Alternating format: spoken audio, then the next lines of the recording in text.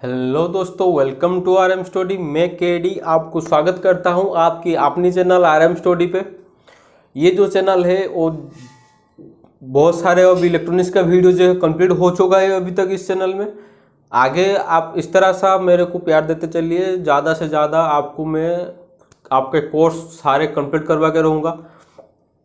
अभी हालांकि अभी आपका निकल आया है, ऑप्टिकल का निकल आया है, पर एक चीज़ याद रखिए, ऑप्टिकल में 160 मार्क का आपका आएगा सिर्फ टेक्निकल के ऊपर।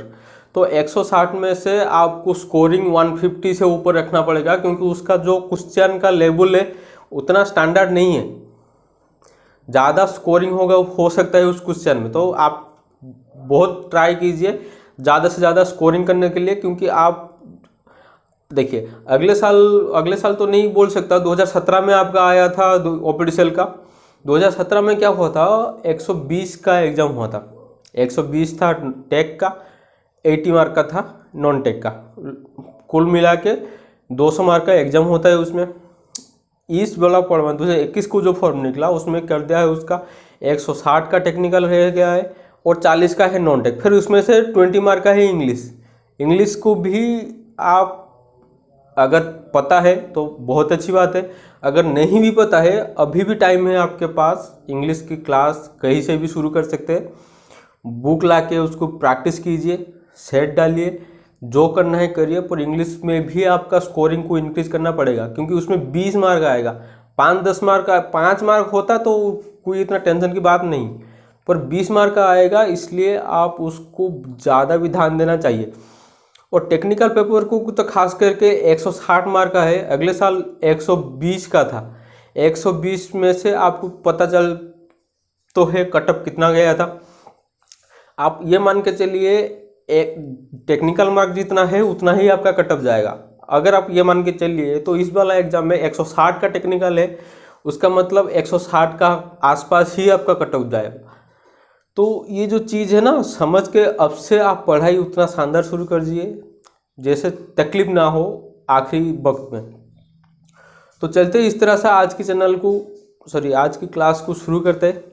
आज की क्लास में मैं आपको अगले जो क्लास गया था बायोसिंग का, उसमें आपको बता चुका था। आज जो क्लास है सिर्फ मिसलेनियस के बारे में बात करूंगा, उसका क्या क्या इंपॉर्टेंट चीज़ है उसके बारे में बात करूंगा, और कुछ क्वेश्चन भी उसमें इस क्लास में पूछने वाला हूँ। सारे चीज़ जो है आप इधर हम बात करेंगे, तो कोई भी टेंशन लेने का ज़रूरत नहीं है। जो इधर आज का क्लास खास करके बहुत ही इम्पोर्टेंट है, क्योंकि इसमें सारे इम्पोर्टेंट चीज़ ही डिस्कशन होगा। सारे इम्पोर्टेंट चीज़ आप ट्रांजिस्टर में जितना हो चुका है इम्पोर्टेंट चीज़, टेबुलेशन के बारे में, आपका क्लास ए क्लास बी, ये सब के बारे में सारे चीज़ है आज डिस्कशन होने वाले हैं इस क्लास में। तो चलते हैं आज की क्लास के शुरू करने से। जो पहले इस चैनल में नए हैं वो प्लीज़ चैनल को सब्सक्राइब कर लीजिए और बेल आइकन को क्लिक करना ना भूलिए, क्योंकि वीडियो रिलेटेड अपडेट आपको आता रहेगा। अगर आप मुझे टेलीग्राम पे भी ज्वाइन करना चाहते हैं तो लिंक डिस्क्रिप्शन पे दिया हुआ है, टेलीग्राम पे ही ज्वाइन कर सकते हैं। तो चलते हैं दोस्तों, आज की क्लास को शुरू करते हैं। अब जो हम बात करने वाले हैं वो है आपका क्लास ए एम्पलीफायर का। अब हम बात करने वाले हैं क्लास ए एम्पलीफायर का। देखिए, क्लास ए एम्पलीफायर का जो है, सुनिए एक बात, क्लास शुरू करने से और एक चीज़ बता दे रहा हूँ, आप नोट करते चलिए, क्योंकि ये आपका पहले मैं बोल चुका हूँ एक मिसलेनियस है। मिसलेनियस का मतलब सारे इंपॉर्टेंट है, मैं सिर्फ पॉइंट वाइज इसमें बताऊँगा, आप इसको नोट करते चलिए, आपके लिए बहुत ही इंपॉर्टेंट होगा। Collector current flow full time the input signal. उसका कलेक्टर करंट जो है फुल टाइम फ्लो करता है इनपुट सिग्नल का। ये जो मार्क कर रहा हूँ ना, इसको भी आप मार्क करके रखिए, जिसके वजह से आपको डेफिनेशन का रटने का जरूरत नहीं है, सिर्फ मार्क लाइन पढ़ के भी आप याद कर सकते हैं, ये सिर्फ इंपॉर्टेंट है। उसका कलेक्टर करंट जो फ्लो होता है full time to the input signal, उसका लो पावर आउटपुट है और मिनिमम डिस्टॉर्शन है। उसका लो पावर आउटपुट है, मिनिमम डिस्टॉर्शन है, मिनिमम डिस्टॉर्शन है, उसका एफिशिएंसी की बात करूं तो उसका एफिशिएंसी आपका आएगा 20 से लेके 20 to 35%। ये चीज़ आप मार्क कर लीजिए।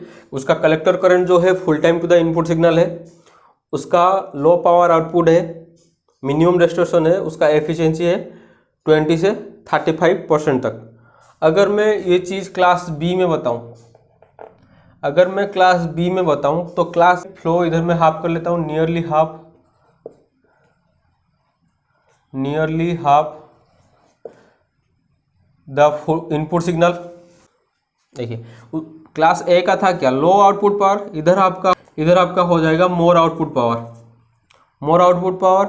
मिनिमम डिस्टॉर्शन था, मिनिमम डिस्टॉर्शन को छोड़ के इधर आपका आ जाएगा 50% डिस्टॉर्शन करता है वो। उसका एफिशिएंसी की बात करूं तो उसका एफिशिएंसी आपका आ जाएगा 50 से लेके 60% तक। ठीक है, उसका एफिशिएंसी आपका 50 से लेके 60% तक आ जाएगा। देखिए ये वाला क्लास बी का देखिए सिर्फ एक ही वेरी हुआ है। आपका क्लास ए में था क्या, collector current flow full time to the input signal. इधर क्या हो गया, collector current flow nearly half the full load signal. देखिए उसका था low power output, class B में आ गया more power output. Class B A में था मिनिमम डिस्टॉर्शन, क्लास बी में आ गया 50% डिस्टॉर्शन। क्लास ए में था एफिशिएंसी कितना था, 20 से लेके 35% तक था। इसमें आपका आ गया 50 से लेके 60% तक। सॉरी इधर जीरो नहीं हुआ है, 50 से लेके 60% तक उसका डिस्टॉर्शन रहता है। देखिए क्लास ए खत्म हो गया, क्लास बी खत्म हो गया। अब इन दोनों के बीच में और एक रेक्टिफायर है जिसको हम बोलते हैं क्लास ए बी। ठीक है, तो क्लास ए बी में क्या होता है, अगर मैं क्लास ए बी की बात करूं, क्लास ए बी में क्या होता है, कलेक्टर करंट जो है उसका क्लास, देखिए इधर एक कर लेता हूं, ये है ए, ये है बी। इसका क्या गया था, कलेक्टर करंट फुल टाइम, इसका क्या गया था हाफ टाइम। तो क्लास ए बी का क्या आएगा, इन दोनों का बीच में आएगा। इधर आपका हो जाएगा लेस देन फुल टाइम,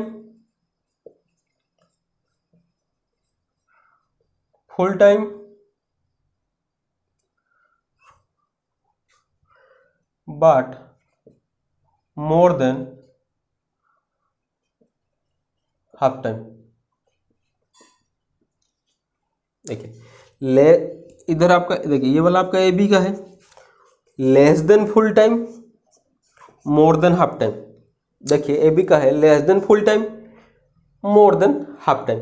तो इन दोनों का बीच में क्लास ए बी का मतलब हो गया, देखिए collector current flow less than full time but more than half time to the input signal. देखिए आउटपुट पावर इस तरह से रहेगा। देखिए आउटपुट पावर ए में लो था, बी में मोर था, तो ए बी का क्या होगा, ए और बी के बीच में रहेगा। तो इधर लिख लेता हूं, power output in between class A and class B, power output in between class A and class B. Distortion इधर आपका डिस्टॉर्शन नहीं करता है, इसलिए इधर लिख लेता हूँ no distortion. Class A B आपका कोई भी डिस्टॉर्शन नहीं करता है, इसलिए इधर मैं लिख सकता हूँ नो डिस्टॉर्शन। एफिशिएंसी की बात करूँ तो एफिशिएंसी भी इन दोनों के बीच में आएगा। क्लास ए का कितना था, 20 से लेकर 35% तक था, इसका था 50 से लेकर 60% तक। तो ए बी का क्या आएगा, 35 और 60, सॉरी 50, 35 और 50। तो उसका एफिशिएंसी आपका आ जाएगा 35% से लेकर 50% तक। देख सकते हैं किस तरह से वो निकल के आया है। कोई चीज़ जो है उसमें रटने का जरूरत नहीं है, सिर्फ आसानी से मैं आपको समझा रहा हूँ, सिर्फ समझते चलिए, ये आपका क्लियर हो जाएगा। क्लास ए का था full time to the input signal, class B का था half time to the full load signal, sorry full input signal. तो ए बी का क्या हो गया, क्लास ए और बी का बीच में, ठीक है, लेस देन फुल टाइम से तो ज़्यादा नहीं हो सकता है ना, तो इसलिए less than full time but more than half time class A B का रह गया। और अगर मैं एफिशिएंसी की बात करूं तो एफिशिएंसी किस तरह से रहा, क्लास ए का रहा आपका 20 से लेके 35% तक, क्लास बी का आपका आ गया 50 से लेके 60% तक। तो क्लास ए और बी का बीच में रहेगा। तो बीच में रहने का मतलब क्या है, बीच में मतलब 35 जो था उसका मैक्सिमम, मतलब क्लास ए का 35 एफिशिएंसी मैक्सिमम था, क्लास बी का 50 से शुरू होता था, तो 35 और 50 का रहेगा उसका एफिशिएंसी। तो इधर रहेगा आपका 35 और 50। उस क्लास ए में आपका डिस्टॉर्शन ज़्यादा रहता है, ठीक है। क्लास ए का आपका डिस्टॉर्शन ज़्यादा रहता है, क्लास बी का मिनिमम डिस्टॉर्शन रहता है। ठीक है, तो इसमें क्या होगा, कोई भी डिस्टॉर्शन क्रिएट ही नहीं होता है।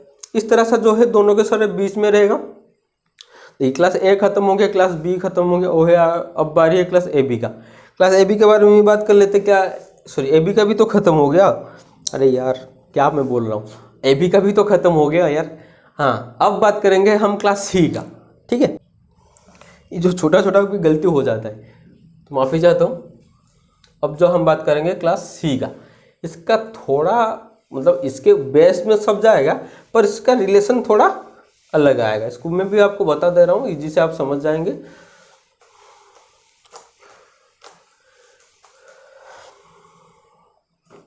अब आएगा आपका क्लास सी का। क्लास सी का जो था collector current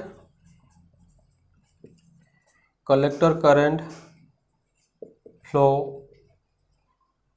less than the half time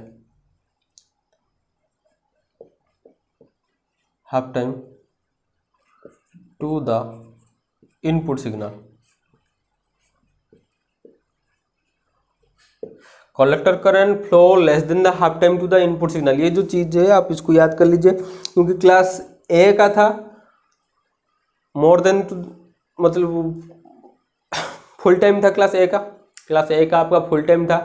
class B का आपका आ गया half time, class A B का आ गया मोर देन फुल टाइम और लेस देन हाफ टाइम, क्योंकि दोनों के बीच में। पर क्लास सी का क्या आ गया, क्लास बी का था क्या हाफ टाइम, तो क्लास सी का हो गया लेस देन हाफ टाइम।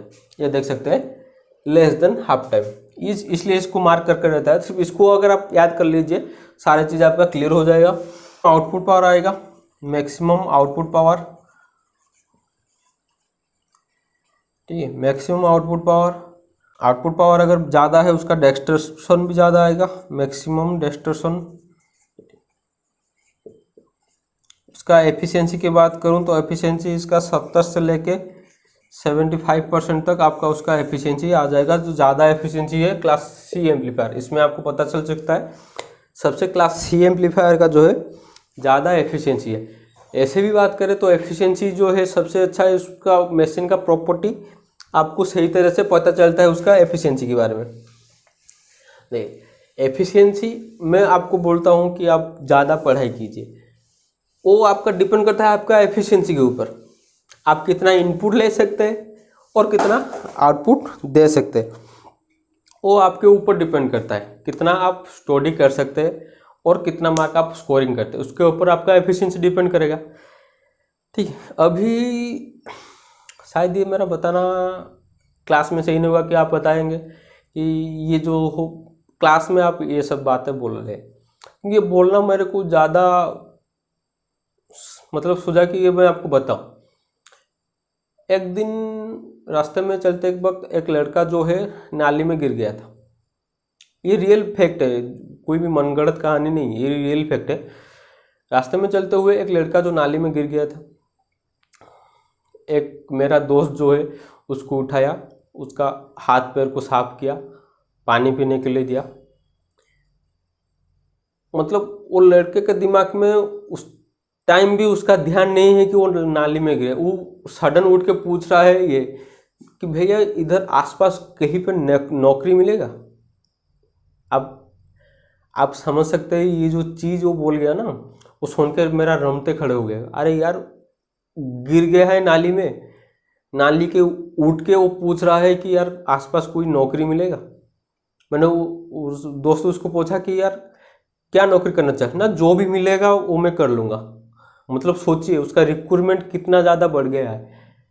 आप अगर ये चीज़ अभी से नहीं समझेंगे ना, बाद में बहुत पछताएंगे। जब आपके दिमाग में ऊपर आपका प्रेशर आ जाएगा कि नौकरी का अब आपको सख्त ज़रूरत है, तो उस लड़के की तरह आपका हालत होगा। साइकिल चला रहा है रास्ते में, वो तो मेरे हिसाब तो उसका लौकी मतलब बहुत ज़्यादा उसका लक उसका फेवर कर गया, जो वो नाली में गिर गया। बचा सकते, और अगर वो ट्रक के नीचे आ जाता तो क्या होता। मतलब उसका दिमाग की कंडीशन इतना ख़राब हो गया था, नौकरी को लेके कि वो सिर्फ घूमता फिरता है, उसका जहन में और कोई भी चीज़ नहीं है, वो सिर्फ घूमता फिरता है कि कहाँ पे नौकरी मिलेगा।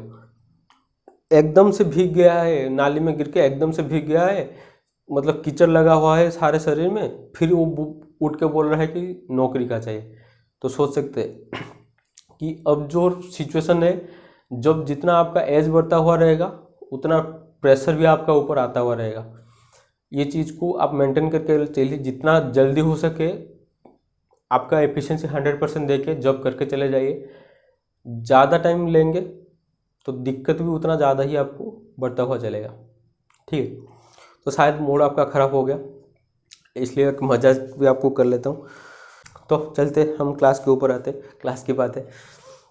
क्लास ए आपका, class A and B, class A और बी आपका यूज होता है ऑडियो फ्रीक्वेंसी एप्लीकेशन में। F application is short form में लिख लेता हूँ, इसका मतलब है ऑडियो फ्रीक्वेंसी एप्लीकेशन में। ठीक है, आपका क्लास ए और बी आपका यूज होता है ऑडियो फ्रीक्वेंसी एप्लीकेशन में। क्लास सी जो है आपका यूज होता है रेडियो फ्रीक्वेंसी एप्लीकेशन में। एप्लीकेशन इधर लिख लिया, audio frequency amplification. Class C आपका यूज होता है रेडियो फ्रीक्वेंसी एम्पलीफिकेशन। और एक चीज है class B, audio amplifier.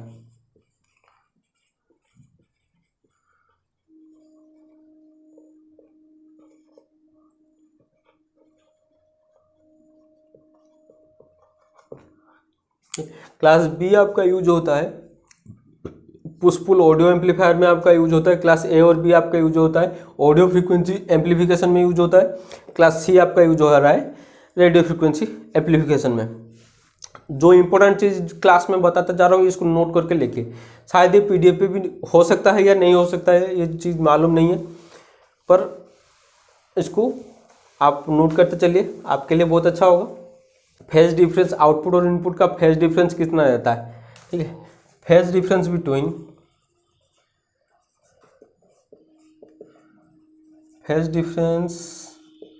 Between output to input.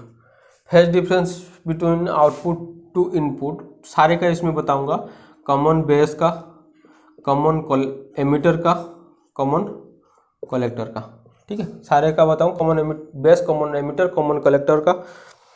तो कॉमन बेस का है 0 डिग्री फेज डिस्प्लेसमेंट, मतलब फेज डिफरेंस है आपका 0 डिग्री।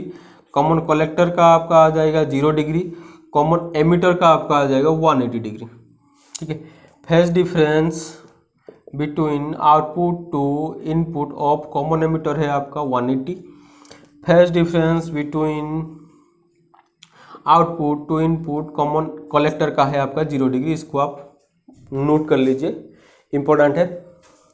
यहीं पे आपका जो क्लास का जो मिसलेनियस का यहीं पे ख़त्म कर लेते हैं, और आगे आपका अभी मैं इस क्लास में आपको क्वेश्चन के पूछने वाला हूँ, जो 5-6 क्वेश्चन आपको पूछूंगा, आप उसका आंसर दे, मतलब अगर आंसर दे दे तो बहुत अच्छा होगा। ये जो रहेगा आपका क्वेश्चन है आज का, इफ है ट्रांजिस्टर जिसका VCV है आपका 4 वोल्ट, VBA है आपका 0.7 वोल्ट, उसका VCE का मान पूछा गया है आपका, जिसका पहला ऑप्शन है 3.3 वोल्ट, दूसरा है 4.7 वोल्ट, तीसरा है 5.4 वोल्ट और चौथा है 5.0 वोल्ट, ठीक है। उसका आंसर आपको देना है। चलते हैं अगले क्वेश्चन पर। ये रहेगा आपका कुछ question. When NPN transistor is used an amplifier then electron move from base to collector, जो कि आपका पहला ऑप्शन है। दूसरा है आपका hole move from emitter to base. तीसरा ऑप्शन है आपका electron move from collector to base. चौथा ऑप्शन है आपका hole move from base to emitter. इसका जो सही आंसर है आपको कमेंट सेक्शन में बताना है। तो दूसरा इधर आपका है transistor is not generally operated in डेस्ड अरेंजमेंट। आपका ट्रांजिस्टर जो है कौन सा अरेंजमेंट में ज़्यादातर आपका यूज नहीं होता है, वो है आपका कॉमन बेस या कॉमन एमिटर या कॉमन कलेक्टर, और कॉमन बेस और कॉमन कलेक्टर, ठीक है। इसमें से आपका कौन सा अरेंजमेंट में आपका ट्रांजिस्टर जो है ज़्यादा ऑपरेटेड होता है, इसको आपको कमेंट सेक्शन में बताएं। और कुछ क्वेश्चन आपको पूछने वाला हूँ। ये आप देख रहे हैं फिगर, ये इसमें आपका ये वाला जो है, ये वाला आपका RC है, मतलब आपका कलेक्टर रेजिस्टेंस है 4.7 किलो ओम, और ये है आपका RB का वैल्यू, बेस रेजिस्टेंस का वैल्यू है आपका 220 ओम। कलेक्टर करंट दिया गया है आपका 2 मिली एम्पियर, बीटा का वैल्यू दिया गया है आपका 100। ठीक, तो इसमें से आपको निकलना है क्या है, IB का वैल्यू निकलना है। इधर जो IB है, IB का वैल्यू निकलना है आपको। VCE मतलब इसका निकलना है, VCE का निकलना है आपको, और VBE इसका निकलना है। VBE का वैल्यू भी आपको निकलना है। ये जो चीज़ इधर आपका लिख लिया हूँ, आपको सारे जो फॉर्मूला है आपको मैं बता चुका हूँ क्लास में, सिर्फ फार्मूला पुट कीजिए, एक ही लाइन पे जो है उसका आंसर निकल आएगा।